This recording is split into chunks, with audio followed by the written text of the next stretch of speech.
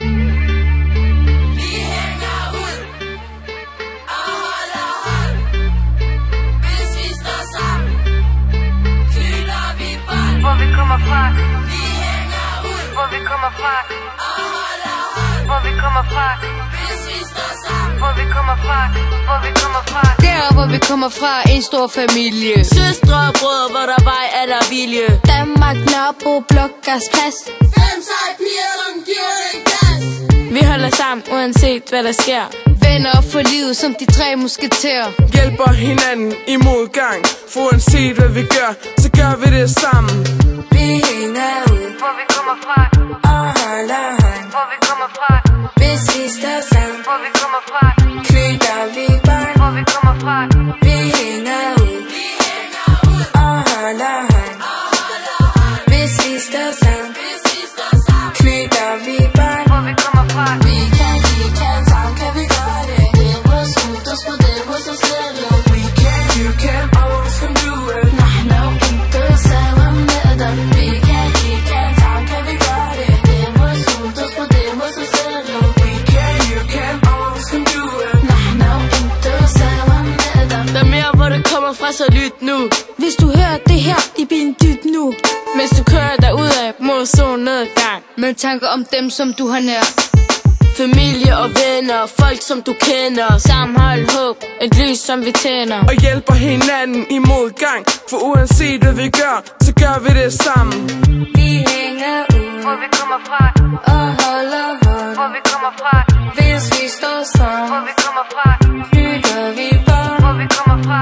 Vi hænger ud og holder hånd. Hvis vi står sammen, knytter vi bånd. Hvor vi kommer fra, Vi kan, sammen kan vi gøre det. Det er vores ud, og små det hos os selv.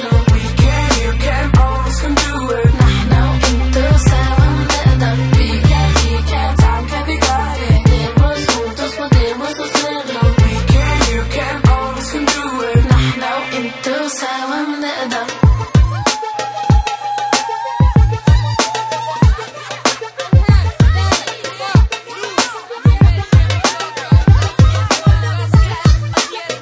hvor vi kommer fra, hvor vi kommer fra, hvor vi kommer fra, hvor vi kommer fra, hvor vi kommer fra. Vi kan, sammen kan vi gøre det. Det er vores ud, og små det hos os selv.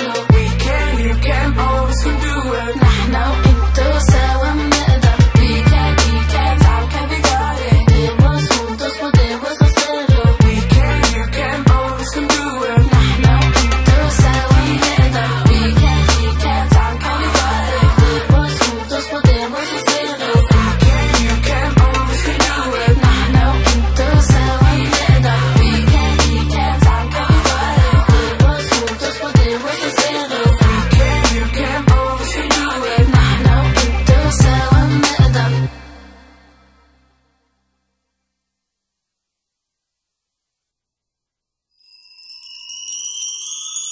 DJ Rick exclusive. Exclusive. DJ Rick. Baggrundspoeter i vores lille verden. Laver musik for at håndtere smerten. Tager min tid på det perfekte beat, og jeg er stadig kun op for the street. Helt sikkert, så tjek mig ud. Det er stadig ham der impulsiv som dropper skud. Inden jeg kom ind til festen, var det fuldstændig tørt. Det er mig som er hesten. Du hører bassen fra bilen, når jeg er på blokken. Den skriger, når jeg svinger med kroppen. Alle mine drenge har min ryg, og tøserne vil alle sammen have et stykke.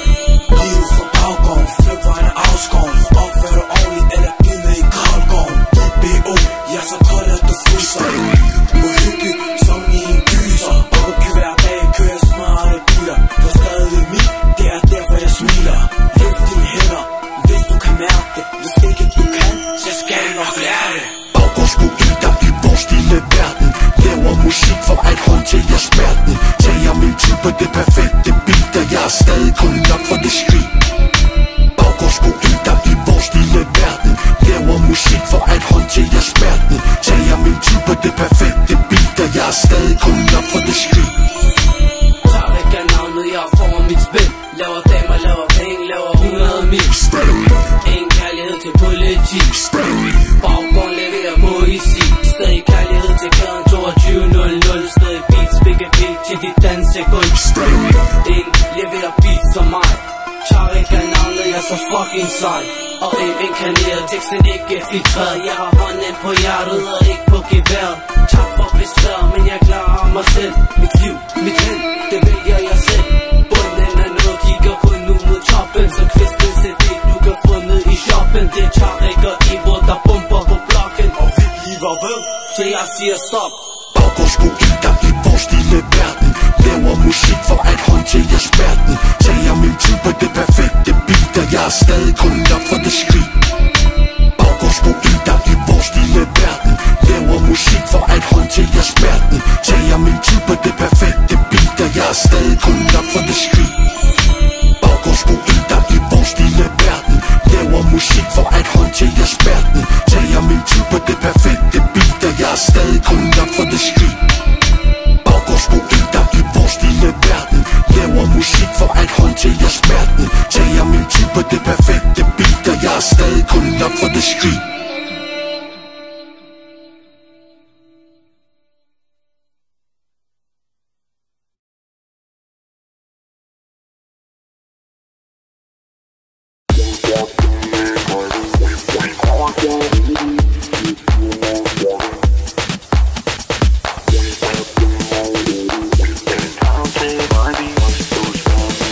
I aften er det nemlig kun dig og mig.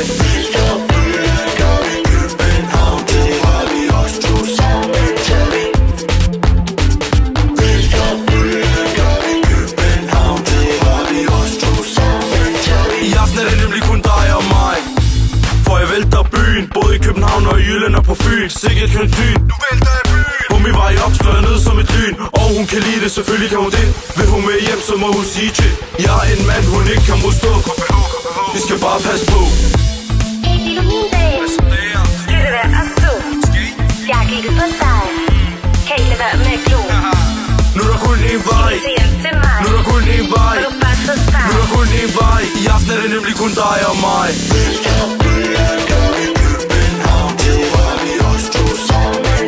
I aften er det nemlig kun dig og mig.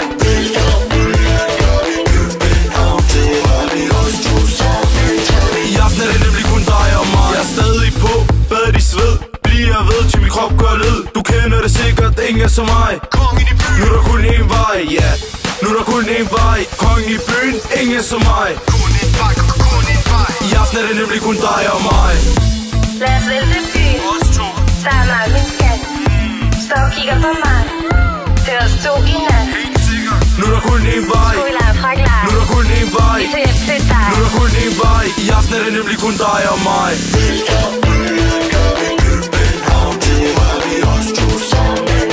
I aften er det nemlig kun dig og mig.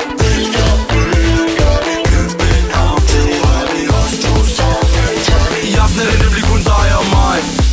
Det vil du alle sammen råbe med. Vælter i byen, I skal bare blive ved. Det vil du alle sammen råbe med. Nu vælter i byen, I skal bare blive ved.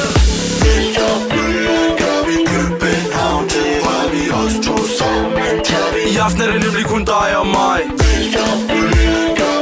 København, det var vi også to sammen. I aften er det nemlig kun dig og mig.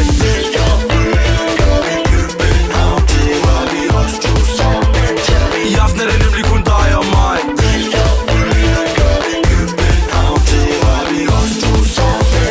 I aften er det nemlig kun dig og mig.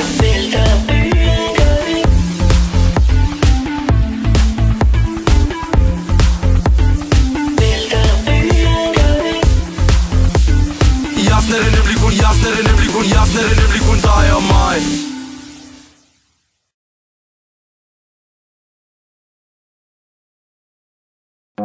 Når jeg står på min vej, kan jeg mærke magi. Ifølge mit hjerte har jeg vandret. For det er her jeg er fra, og det er her jeg vil blive. Når jeg går på min vej, burde jeg føle mig fri. Men jeg mærker, at intet er forandret. Og rygtet er spredt i til 10. Det der står på min vej på Nørrebro. På godt og ondt, det er her vi skal bo. Et lille sted ved det ganske land. Togen den er lettet, historien bliver fortalt. For det er ikke sjovt, når byen den er tømt. Gå rundt og spille engel, bare for ikke at blive dømt der. Man burde gå fri med varm. Tror ikke du er en frygt som en nyfødt barn. Men du og jeg er vi som yin og yang. Du bringer mig det, jeg bruger min sang. Så stop de rygter med det samme. Min kærlighed til dig, den vil altid brænde. Folkets park, Blokkers plads.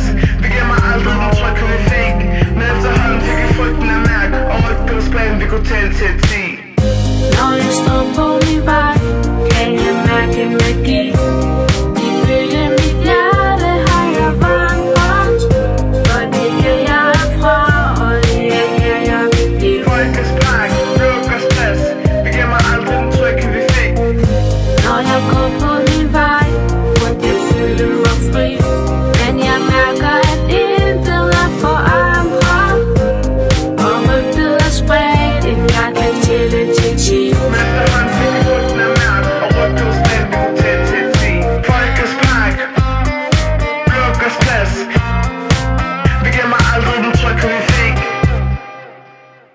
Det når jeg går på min vej og tænker vent. Jeg må så tage disse tanker jeg vil tænke. For ikke at sige noget grimt, må jeg holde mig til mund, bare tænke for mig selv. For vi kan se det ske, hvis vi skal føle os helt. Smil For første gang vil jeg gå i arm. hånd i hånd og holde hinanden varm. Vi vil ikke bare sidde for os selv. Vi vil leve, ikke kede os ihjel.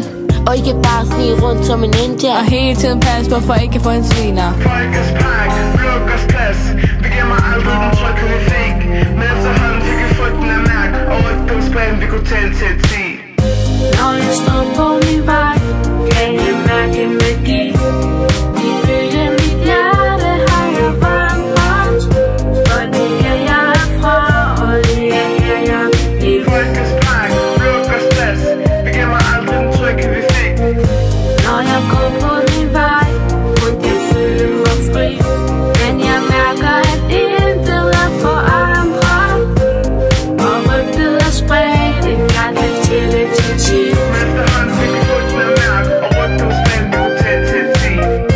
Når jeg står på min vej, kan jeg mærke magi. Ifølge mit hjerte har jeg vandret. For det her jeg er fra, og det er her jeg vil blive. Folkets park, Blokkers plads. Vi gemmer aldrig den tryghed vi fik. Når jeg går på min vej, burde jeg føle mig fri. Men jeg mærker, at intet er forandret. Og rygtet er spredt, end jeg kan tælle til 10. Efterhånden fik vi frygten af mærk. Og rygtens plan vi kunne tælle til 10.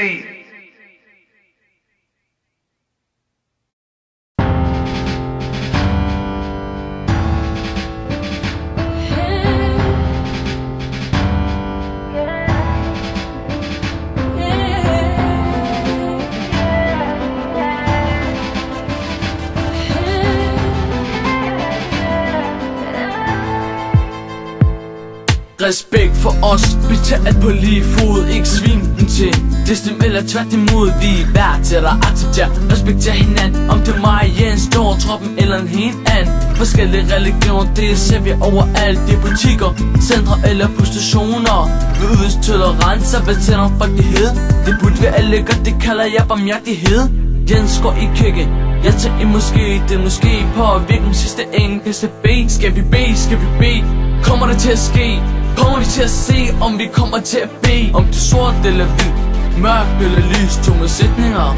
Vis respekt, man. Muslim eller kristen, for begge holdninger. Kød og blod, indvandrer og danskere. Skriver videre lige så længe mit hjerte det slår.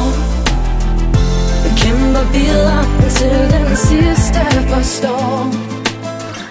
Og ligegyldigt hvad der sker, så kommer jeg igen. Og følger vejen indtil den sidste ende.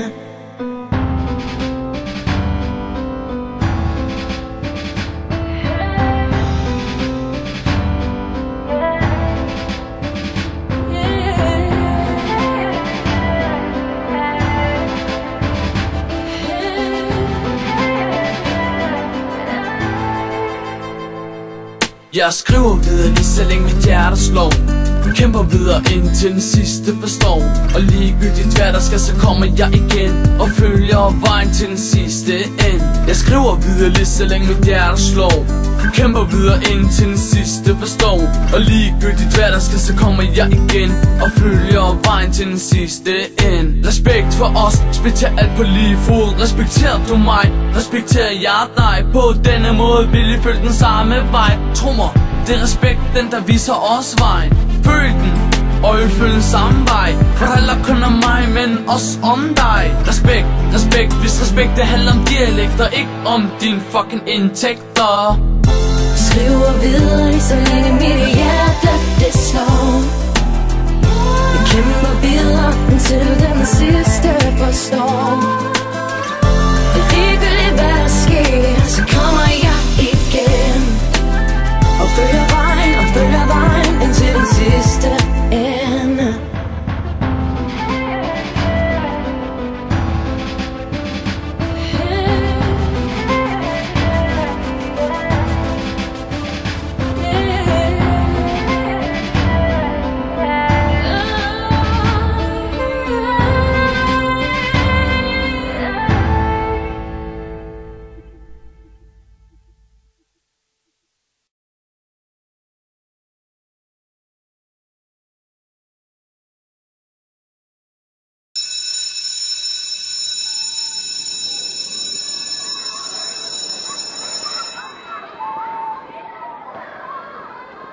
Hvis du var min ven, vil du være her på min side. Selvom vi er forskellige, ikke alt er sort og hvid. Sammenhold, som der får mig til at blive ved. Hvis du stoler på mig nu, vil jeg tage dig til et sted. Et sted som der får dig til at svede. Tag min hånd nu og lad os se at komme afsted. Jeg vil ikke med dig, men jeg føler kærlighed. Du nu tryk på mig, lad mig tage dig med. Det virker når vi står sammen. Det virker når vi står sammen. Det er gruppen som sætter rammen. Det er gruppen som sætter rammen. Det virker når vi står sammen. Det virker når vi står sammen. Det er gruppen som sætter rammen. Det er det vi gør sammen, der er det bedste. Det er det vi gør sammen. Det er det vi gør sammen, der er det bedste. Det er det vi gør sammen. Det er det vi gør sammen. Det er det vi gør sammen, der er det bedste. Det er det vi gør sammen. Det er det vi gør sammen. Det er det vi gør sammen, der er det bedste. Det er det vi gør sammen. Jeg tror jeg dør uden dig ved at visne. Jeg har set det før, mit hjerte vil briste. Tro mig når jeg siger at jeg vil dig det bedste. Kæmpe for dig vil jeg til at intet har at miste. Hvis du bare vidste at jeg har dig klar og lige til det sidste. Giv mig en chance til at bevise det. Venner for lyd til det gav min kiste. Det virker når vi står sammen. Det virker når vi står sammen. Det er gruppen som sætter rammen. Det er gruppen som sætter rammen. Det virker når vi står sammen. Det virker når vi står sammen. Det er gruppen som sætter rammen. Det er det vi gør sammen, der er det bedste. Det er det vi gør sammen. Det er det vi gør sammen, der er det bedste. Det er det vi gør sammen. Det er det vi gør sammen. Det er det vi gør sammen, der er det bedste. Det er det vi gør sammen. Det er det vi gør sammen. Det er det vi gør sammen, der er det bedste. Det er det vi gør sammen. Det er det vi gør sammen, der er det bedste. Det er det vi gør sammen. Det er det vi gør sammen, der er det bedste. Det er det vi gør sammen. Det er det vi gør sammen. Det er det vi gør sammen, der er det bedste. Det er det vi gør sammen. Det er det vi gør sammen. Det er det vi gør sammen, der er det bedste. Det er det vi gør sammen.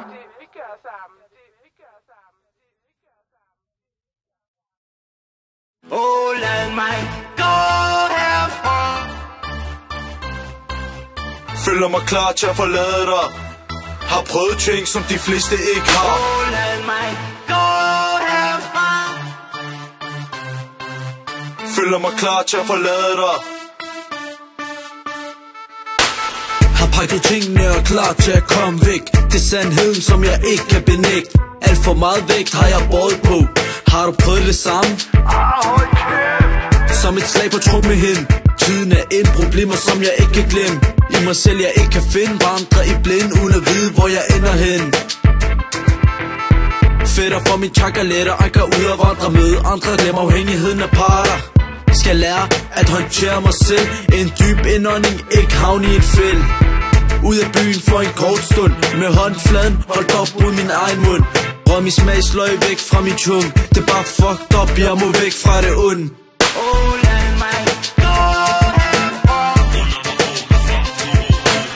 Føler mig klar til at forlade dig. Har prøvet ting, som de fleste ikke har.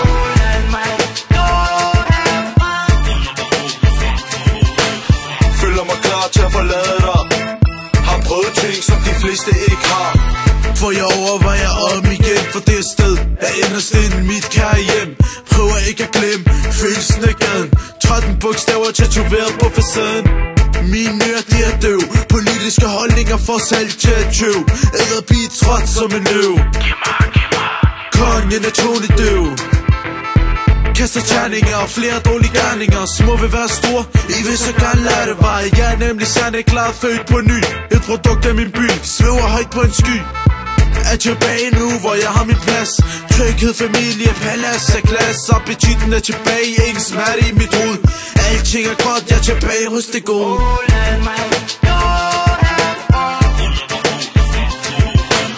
Føler mig klar til at forlade dig. Har prøvet ting, som de fleste ikke har.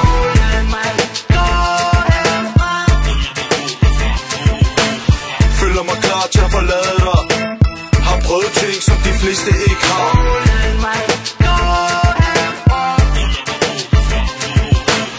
Føler mig klar til at forlade dig.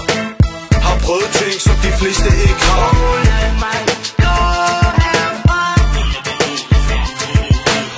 Føler mig klar til at forlade dig. Har prøvet ting, som de fleste ikke har.